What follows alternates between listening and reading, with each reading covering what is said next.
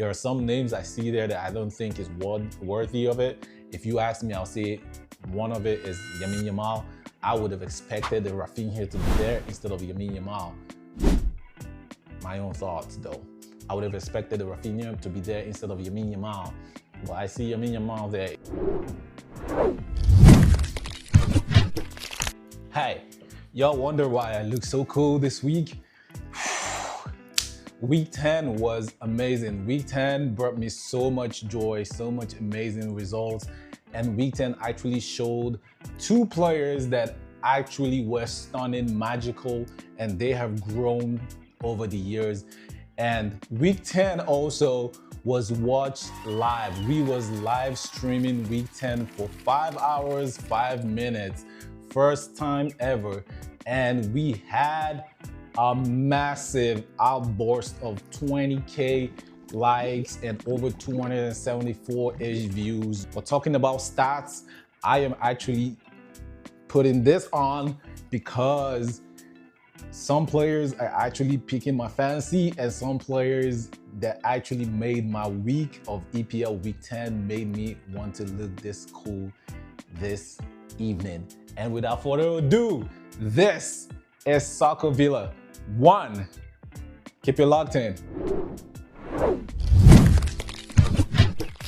So first thing first, we are gonna go to the table and also take a look at what happened during the week and take a look at all the games and also highlight the two players that were non-stop, or the two players that have been unstoppable, two players that have been magical. They have been phenomenal through the whole 10 games so far, and they have been consistent in how they grow.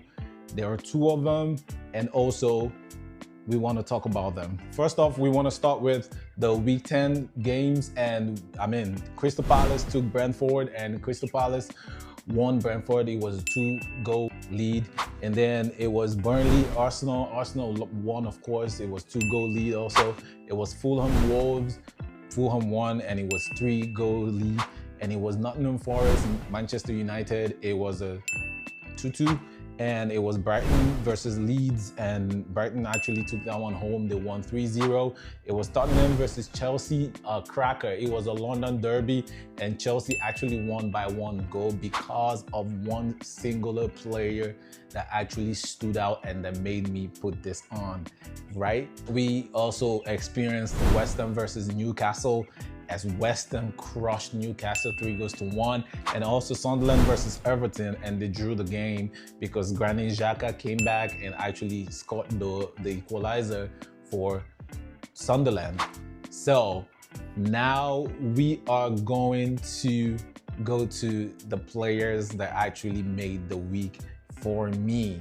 First off, I want to say congratulations and thank you very much for everyone that actually showed up for our first live stream here on the channel. We took it off on Facebook and TikTok.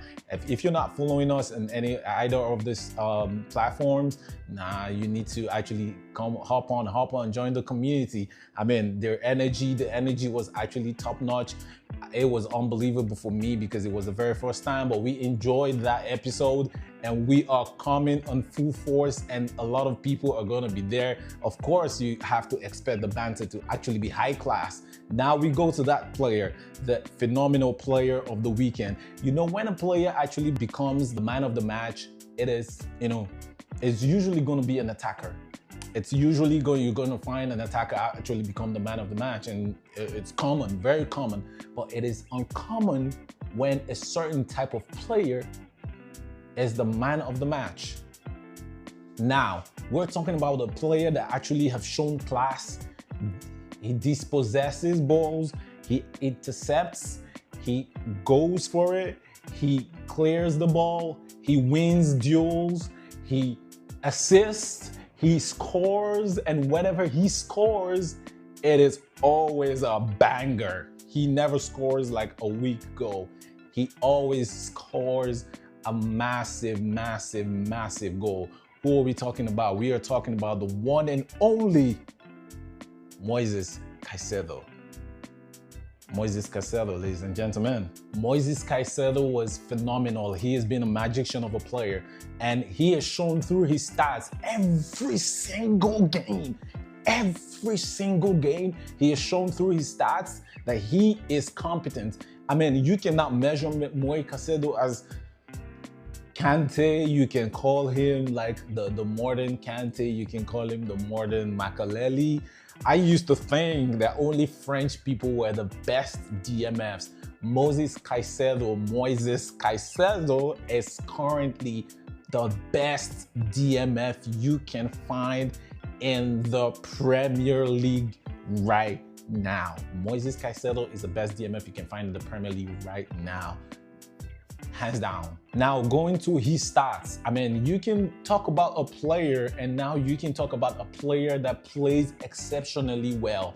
If you watch the game around 34 minutes when Chelsea actually scored the goal, you will find out that Moises Caicedo actually began the move. It is different when a player plays and when a player plays exceptionally well.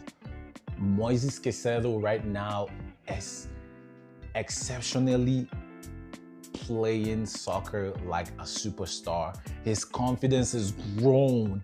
His confidence is big. He is making some bold tackles and interceptions. While some people in the team are still, being a little bit reserved, he is actually growing. I can see him become the next Chelsea's captain, or maybe over around the next 3-4 seasons, he might become the captain of the team. I know James actually is the captain, and James is in the right to be the captain, but Moises Caicedo would actually grow into that too. Now, Moises Caicedo's stats reads as such. In the Chelsea's 1-0 victory over Tottenham, Moises Caicedo delivered an exceptional performance with key stats of 4 interceptions, 7 possessions won, and 2 tackles. His defensive contributions were 4 duels won, and also about the possession 7 times, and tackles were 2. And attacking contributions was his assist. His chances created were 2, and final thought entries were 7. Overall performance, he had the overall performance of 9.2. 9.2 overall performance in a game, in an attacking-minded game. That game was brutal. Tottenham was actually playing like they came physical at Chelsea, came physical to actually, roughing us up a little bit and make us, lose our form or probably even get some people injured. Yes, that's how they were playing.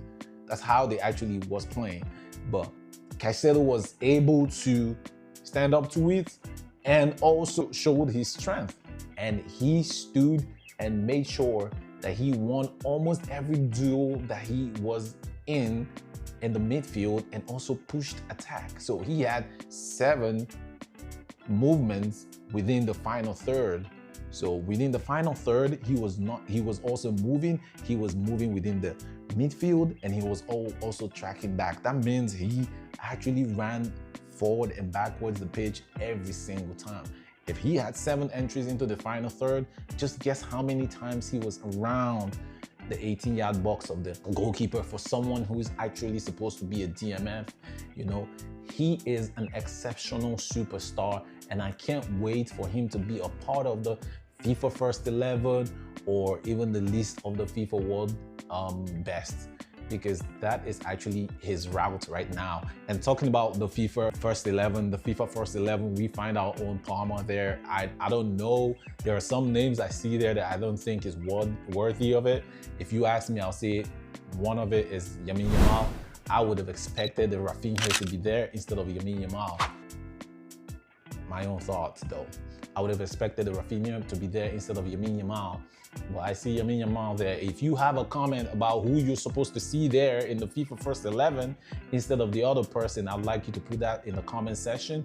And also, if you enjoy what we are doing here and all the things that we put together to make sure that you have yourself a very informed, soccer experience, have fun, watch us live and all of it in its entirety, subscribe. Not just subscribe, turn on the notification bell. Not just that, comment, share it with people that are like minds, that actually enjoy soccer, and let them continue and enjoy the same thing that you are actually getting here on this channel. So we actually move on to the second player that is consistent and is showing that he is actually a world best player material.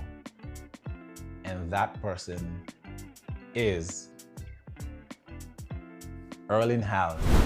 Erling Haaland has done the impossible. He has broken one of the many Cristiano Ronaldo's record, and he is not stopping. How can a young lad, have 13 goals in 10 games and has been consistent in his goal scoring streak even in the very third season?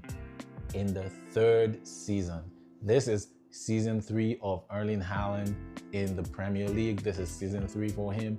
And boy is just messing the whole place up with his exceptional strength, with his big, tall frame.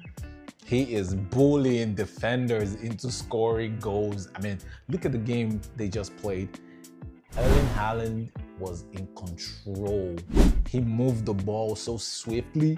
He ran with the ball. I mean, it was more like they were playing high line against someone that's actually a sprinter.